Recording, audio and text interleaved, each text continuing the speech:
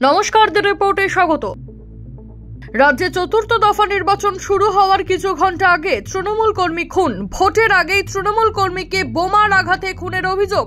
ঘটনাকে কেন্দ্র করে অগ্নিগর্ভ হয়ে ওঠে পূর্ব বর্ধমান লোকসভা কেন্দ্রের কেতু গ্রামের চেচুরি গ্রাম। নিহতের নাম মিন্টু শেখ, বয়স 46 বছর। সে চেচুরি গ্রামের বাসিন্দা বলে জানা যাচ্ছে।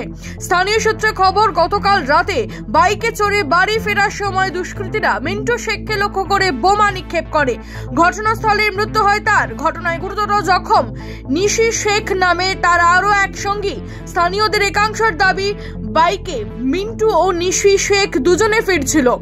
বাড়ি ফেরার সময় তাদের ওপর বোমা ছোড়া হয়, গুলিও চলে বলে অভিযোগ। ঘটনায় পুলিশের বিরুদ্ধে ক্ষোভ উগরে দেন স্থানীয় বাসিন্দারা।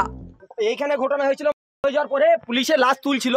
তারপরে পুলিশে এখানে 3 ঘন্টা দাঁড়িয়ে আছে, আমার অ্যাম্বুলেন্সের জন্য বডি তুলতে দিনি। তারপরে অন দ্য স্পট এখানে গুলি পড়ে আছে, স্প্রিং পড়ে আছে, ফাটা বোম পড়ে আছে। পুলিশ কিচ্ছু দেখেনি, বডিটা তুলে নিয়ে চলে যাচ্ছিল। এটা কি পুলিশকে আমরা কি বলবো? এটা পুলিশকে এর সঙ্গে যুক্ত আছে? কি চাইছেন? কি চাইছেন? এটা আমি এটা চাইছি, পুলিশের উপর একটা কোনো রিঅ্যাকশন লেখ। অন দ্য স্পট এগুলো দেখাচ্ছে, 3 ঘন্টা ধরে দাঁড়িয়ে আছে পুলিশ। 3 ঘন্টা পরে পুলিশ এখানে এসে দেখে গেল এই গুলিগুলো। এটা কি?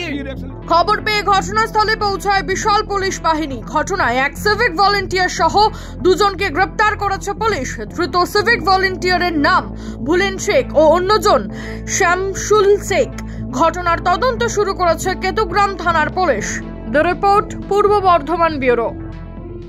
সমস্ত খবরের আপডেট পেতে লাইক করে সাবস্ক্রাইব করুন দ্য রিপোর্ট চ্যানেলটি। সেই সঙ্গে বেল বাটন প্রেস করতে ভুলবেন না। আপনাদের একটা সাবস্ক্রিপশন আমাদের জন্য অত্যন্ত মূল্যবান। জয় হিন্দ।